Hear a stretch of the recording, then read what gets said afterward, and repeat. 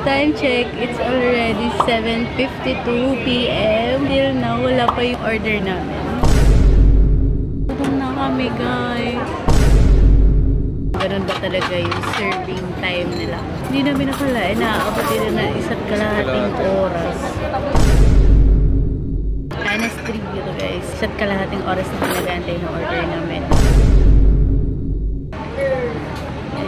And medyo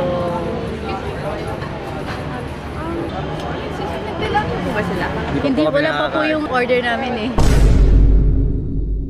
Reload na. Sino kainin yan? Cancel order. Dito tayo kumasa.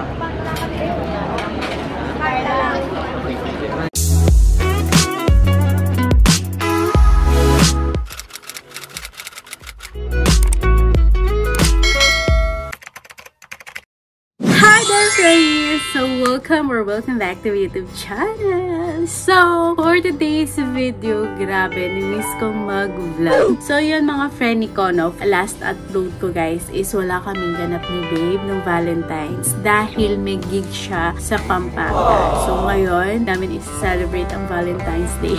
So, ayun guys, as you can see, nag-aayos ako ngayon and nakapag-sunscreen na ako. And syempre guys, gagamitin ko nga itong ating Beauty Fab Cosmetics. Yan. Available na to guys sa TikTok and Shopee. Yan. Meron tayong 4 na shade, which is si Celeste, si Zane, si Lucky, and ito si Faith ang aking gagamitin. Ang bestseller natin doon guys ay si Celeste at si Lucky. Pero super ganda nitong Faith natin kasi sa mga naghahanap dyan na medyo red. This is perfect for you guys. Ang arte. Ayan, ganyan siya guys. Blend lang natin.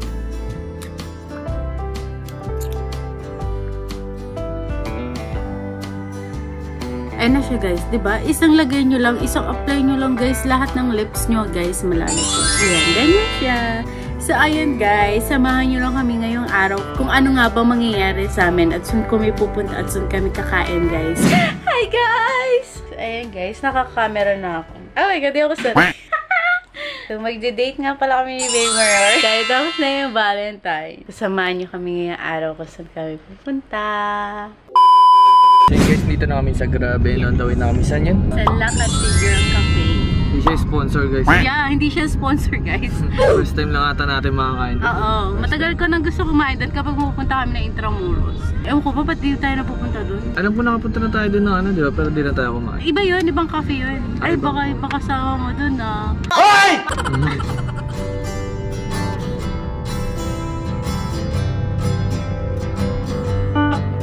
Dapat talaga guys, magja-jogging kami kanina.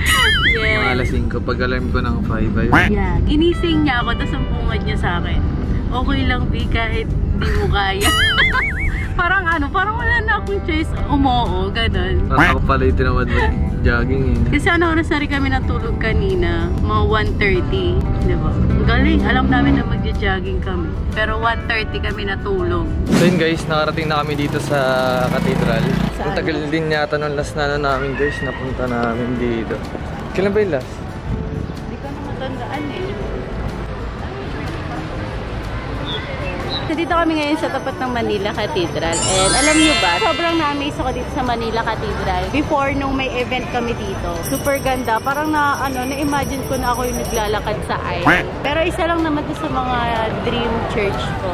Hindi ako kita, late ko. Yeah. Selfie.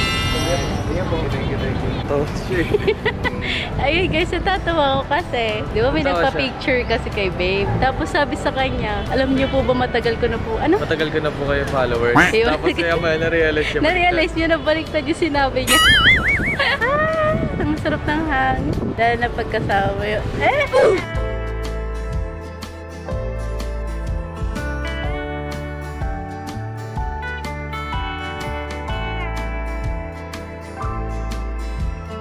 Ayun guys, lesson day. Kailangan nyo pumunta kung oras kayo nagpabook kasi kailangan kayo ng mahaba.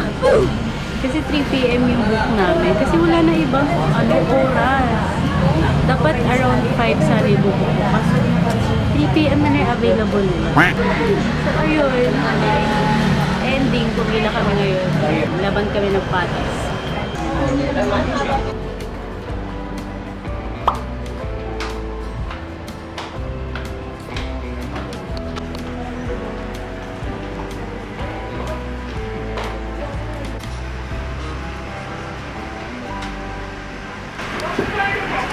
guys, nakakit na kami pero may pila pa din dito.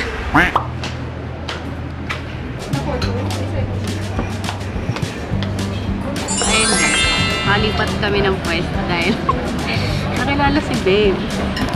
So ngayon na-order na kami guys. Anong saw babe?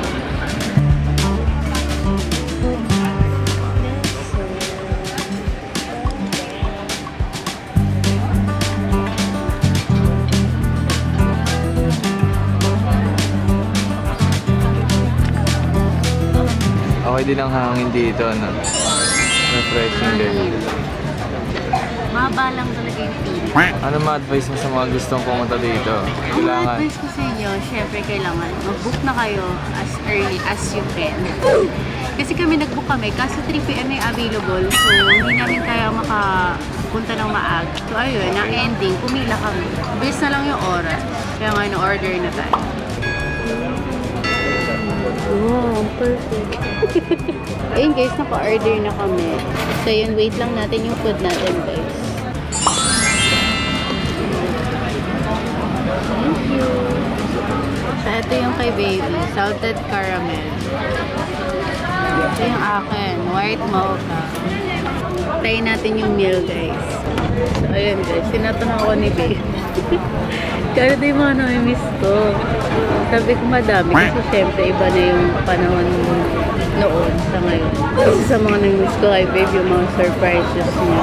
Marami kasi ito pakulo dati. Kasi alam ko naman guys na busy siya. Yan, mag-Omi TV, mag-edit, tapos magpakumpong ka pa ng kanta. So alam ko gaano stressful. Diba? Pero yun, kahit pa paano, nakakalabas pa din kami. Kahit late na yung celebration guys, okay lang naman yun. Kailangan lang natin siya intindihin. Ganun, yung mga partner natin na sobrang busy, ganyan. Siyempre alam naman nila guys na para rin sa kanila yun. Sobrang haba ng kwentuhan namin ni babe, hindi na namin namalayan yung oras. At ito ang sumunod na nangyari.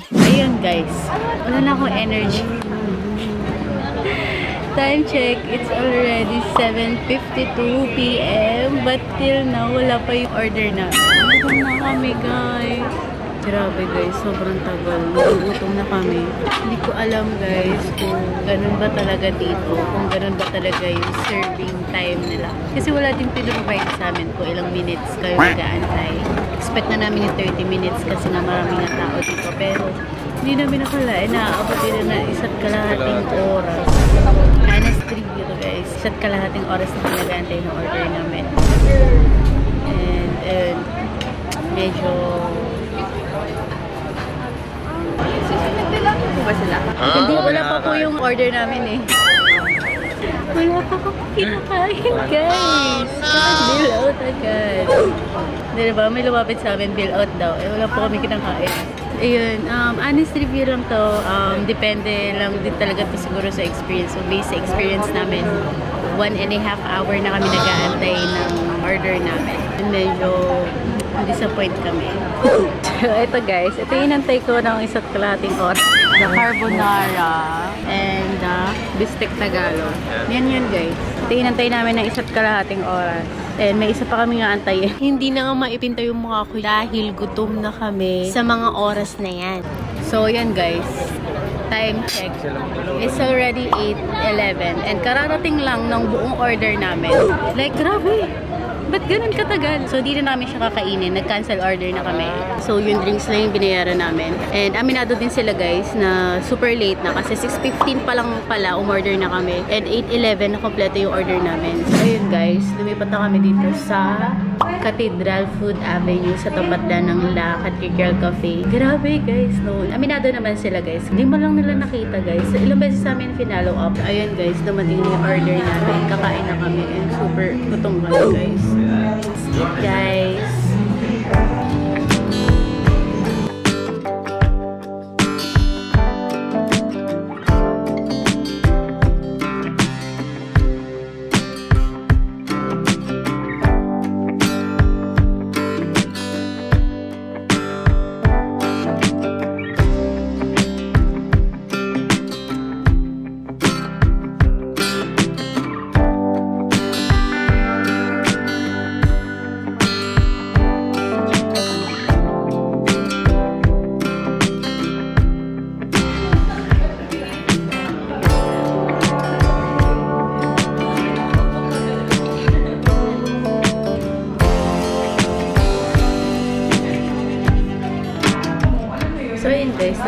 kumain. And nag-fill out na kami. So, maglalakad-lakad muna kami around the Manila Cathedral. So, yun. Let's go. Baby! Ito na lang masarap yung chicken curry guys. Yeah. Dito tayo daan. Tambay lang muna tayo.